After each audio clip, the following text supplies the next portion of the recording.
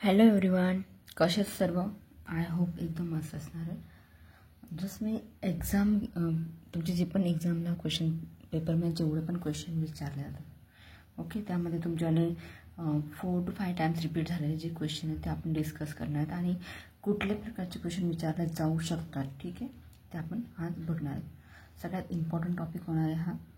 आणि तुमचं जो 4th सेमिस्टर आहे फिजिकल फार्मासिटी, त्याच्यामध्ये तुमच्याला जे युनिट नंबर 2, 4 आणि 5 जे आहेत ते सगळ्यात इम्पॉर्टंट, व्हेरी इम्पॉर्टंट आहे, ठीक आहे.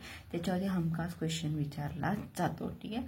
आणि तुमचं 1 and 3 नंबरचं जे चॅप्टर आहे ते थोडंसं 2 to 3 मार्क्स त्याच्यावरती क्वेश्चन विचारले जातात, ठीक आहे. तर आपण बघूयात 1 to 5 तुमचे जे चॅप्टर आहे त्याच्यापैकी एक चॅप्टर बघणार, त्याच्यात कोणत्या प्रकारच्या चॅप्टरमध्ये कशा प्रकारे क्वेश्चन विचारले जाऊ शकतात. चला आपण स्टार्ट करूया. आता बघा, तुमचं जे युनिट नंबर 1 आहे त्यामध्ये तुमचं जे तुम्हाला माहिती आहे कोलायडलचं आहे, त्याच्यामध्ये तुम्हाला जे त्याच्या पण ज्या प्रॉपर्टीज असणार आहे, म्हणजे तुम्हाला त्याच्यावरती एक अदर क्वेश्चन विचारायचं की डिफाईन द कोलायडल डिस्पर्शन विचारायचं किंवा describe the optical, electrical and kinetic properties of colloids त्याच्या विचारले जाऊ शकतात, ठीक आहे. म्हणजे तुम्हाला हा पण आला की नाही कोलायडल डिस्पर्शन किंवा त्याच्यावरती describe the optical, electrical kinetic properties of the colloid, ठीक आहे, तुम्हाला तो राईट डाऊन करायचा आहे. सेकंड येऊ शकतो की डिफाईन द कोलाइड्स, याच्यामध्येच तो कव्हर होतो most of all. Explain the and classification properties of the colloid system and application, ठीक आहे. तुम्ही जर एखादा क्वेश्चन करत असाल म्हणजे त्याच्याशी रिलेटेड दुसरा राहणार त्या चॅप्टरमध्ये, बरोबर आहे की. नेक्स्ट तुमचं की राईट द शॉर्ट नोट्समध्ये तुम्हाला एक प्रोटेक्टिव्ह कोलाइड किंवा explain the protective action with the example देऊन तुम्हाला ते एक्सप्लेन करा किंवा शॉर्ट नोट्समध्ये तुम्हाला विचारलं जाऊ शकतं, ठीक आहे. एक कॉन्सन्ट्रेशन आणि पेप्टिडायझेशनवरती पण विचारला गेलेला आहे मोस्ट ऑफ टू पेप्टिडायझेशनवरची विचारला जातो, बरोबर की नाही. तर तुम्ही क्वेश्चन पेपर पण बघू शकतात मागच्या ते तुमच्याकडे, तर त्या चेकआउट करा.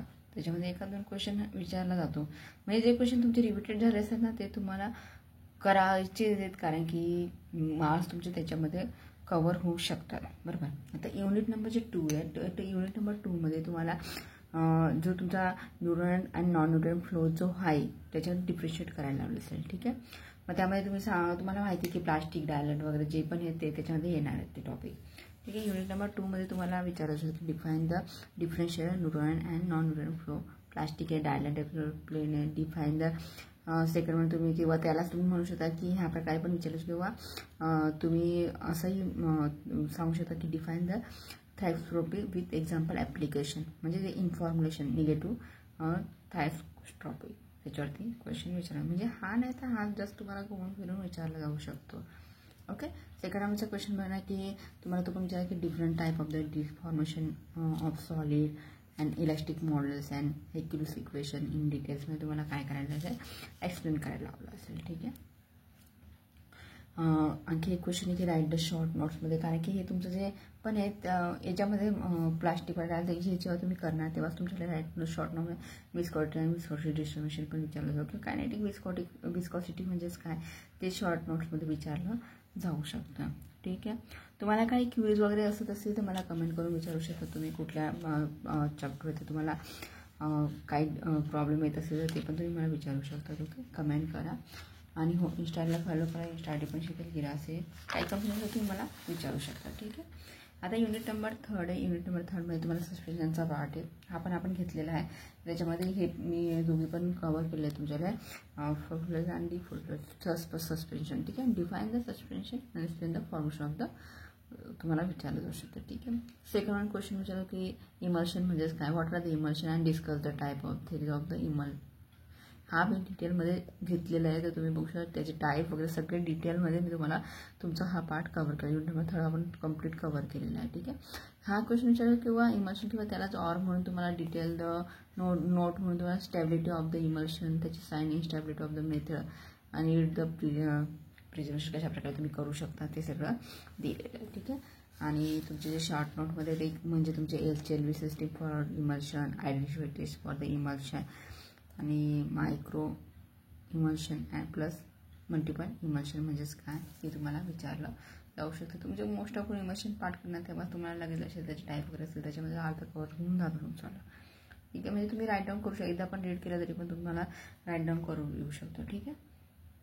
एक तुमचा युनिट नंबर 4. आता युनिट नंबर 4मध्ये पण याच्यामध्ये सगळ्यात इम्पॉर्टंट तुम्हाला मी आधी सांगितलं तुमचं जे युनिट नंबर 2 होतं तेव्हामध्ये पण आपण बघितलं की डिफरन्शिएट बिटवीन द तुमचे जे काही होतं neutron and non neutron flow वगैरे जे होते फिजिकलचा पार्ट होता ना तुमचा हा पण सगळ्यात इम्पॉर्टंट युनिट नंबर 2, 4 आणि कुठलं सांगितलं 5 सांगितलं. ठीक आहे. आणि फर्स्ट आणि तुमचं जे थर्ड नंबरचं चॅप्टर आहे त्याच्यावरती म्हणजे तुमच्याला एक क्वेश्चन विचारले जातात पण ते कसे असतात जस्ट 2 to 3 म्हणजे शॉर्ट आन्सरमध्ये जे पण असतील ते क्वेश्चन चालणार. ठीक आहे. आता युनिट नंबर 4 सगळ्यात इम्पॉर्टंट आहे तर लक्ष द्या. एक तर तुमचं आहे की डिफाईन द मायक्रोमॅट्रिक्स म्हणजे काय, define the particle size and explain the various method for the particle size distribution and surface area. म्हणजे याच्यामध्ये काय होतं की पार्टिकल साईज म्हणजे तुम्हाला माहिती की जी तुमची अँडरसन पिपेट कॅपरेटरची जी पण होती ती विचारली किंवा काउटर मेथड म्हणून तुम्हाला विचारलं जाऊ शकतं. ठीक आहे. याच्यामध्ये तुम्हाला तो कव्हर होतो आहे पार्ट. आणि एक सरफेस एरियामध्ये पण तुमच्या आहे की ॲब्सॉर्प्शन मेथड आणि एअर परमेबिलिटी हा त्याच्यामध्ये येतो हा. ठीक आहे ना. हे विचारलं जाऊ शकतं. Detail note on derived properties of the powder evolution ते पण जे पण आहे तुम्हाला विचारलं जाऊ शकतं. तुम्ही म्हणणार की सगळे क्वेश्चन पण जे इम्पॉर्टंट आहे ते मोस्ट ऑफ करून ठेवा म्हणजे पासिंगपर्यंत तुमचे हमखास मार्क तुम्हाला मिळतील. ठीक आहे. म्हणजे ऑप्शनला असं काही टाकू नका जास्त करून मोस्ट ऑफ करून, कारण की एखादा पार्ट तुम्ही करताय त्याच्यात जर दुसरा पार्ट तुम्ही रीड करत असणार आणि तुम्हाला इझिली लक्षात येत असेल म्हणजे मोस्ट ऑफ करून असंच होतं ना की एखादा आता हा तुम्ही जर पार्ट केला की तुमचं पार्टिकल साईज डिस्ट्रीब्युशन त्याच्यात तुमचे ॲन्सर अँड पेपर तुमची जी मेथड असेल काउंटर मेथड ती विचारली गेलेली आहे तर त्याच्यामध्येच तुमचं कव्हर होऊन जातं म्हणजे पुन्हा तुमचा स्टडी करायची गरज पडत नाही त्याच्यातच होतं आहे. ठीक आहे. नेक्स्ट तुमचं की राईट द शॉर्ट नोट्स म्हणून तुम्ही सांगू शकतात की angle of response flow properties तुम्ही सांगू शकतात. नाही तर मग porosity and density of the bulk and true density तुम्हाला विचारले जाऊ शकतं. ठीक आहे. एक नेक्स्ट तुमचं लास्ट तुमचं युनिट नंबर 5 आणि very very very very important मी तुम्हाला आधी सांगितलं. त्यामध्ये तुम्हाला फर्स्ट ऑर्डर माहिती आहे, 0 ऑर्डर तुम्ही जर 12पासून तर करतच आले आहेत पण तरी पण ह्याच्यामध्ये फक्त एवढं की तुमच्या डिटेलमध्ये असणार आहे. पण हे सगळं तुम्हाला म्हणजे शेल्फ लाईफ हाफ लाईफ वगैरे काय हे झालेलं आहे ऑलरेडी तर तुम्हाला हा पार्ट इझी जायलाच पाहिजे असं मला वाटतं. ठीक आहे. म्हणजे याच्यामध्ये तुम्हाला जेवढं माथेमारी करण्याचं काम नाही राहणार पण हे क्वेश्चन करून ठेवा की फर्स्ट ऑर्डर आणि 0 ऑर्डरती कारण प्रॉब्लेम वगैरे पण असू शकतं की नाही विचारलं जाऊ शकतं. Derivation example of the shelf life and half life. ठीक आहे. सेकंड वन आहे तुमचं की explain the method involve in the accelerator stability testing for determination of expression dating of dose form. ती ते जी तुमची एक्सपायरेशन डेट वगैरे असते डोस फॉर्मची ते सगळं तुम्हाला याच्यामध्ये डिटेल तुम्हाला काय करायचं आहे त्याच्यामध्ये की एक्सप्लेन करायचं आहे मेथड इन्व्हॉल्व कुठल्या असतात वगैरे ते सगळं तुम्हाला याच्यामध्ये डिस्कस करायसाठी. एक आहे तुमचा की राईट द शॉर्ट नोट म्हणून physical and chemical factor the stability of drugs product. कुठल्या स्टॅबिलिटी म्हणजे काय येतं त्याच्यामध्ये कुठलं जे पण असणार फिजिकल कुठल्या प्रॉपर्टीज आहेत फॅक्टर ते कुठले असणार ते तुम्हाला त्याच्यात डिस्कस करा. एक तर तुमचं केमिकल डिग्रेडेशन तुम्हाला माहिती की बायोटिक वगैरे त्याच्या पण त्या होणार आहे आणि एक आहे तुमचं फिजिकल डिग्रेडेशन म्हणजे डिहायड्रेशन वगैरे या सगळ्या ते तुम्ही डिग्रेडेशन वगैरे ते तुम्हाला कंपल्सरी म्हणजे तुमचं त्याच्यामध्ये कव्हर होणार आहे हा पार्ट. ठीक आहे. आणि एक आहे तुमचा की write the way to the stabilize the medicinal agent म्हणून काय तो पार्ट पण तुम्हाला विचारला जाऊ शकतो. इथपर्यंत आय थिंक तुम्हाला काही प्रॉब्लेम नसणार आहे. असेल तर तुम्हाला कमेंट करा आणि फ्रेंड्स सबस्क्राईब देखील करा. थँक्यू सो मच वॉचिंग दिस व्हिडिओ.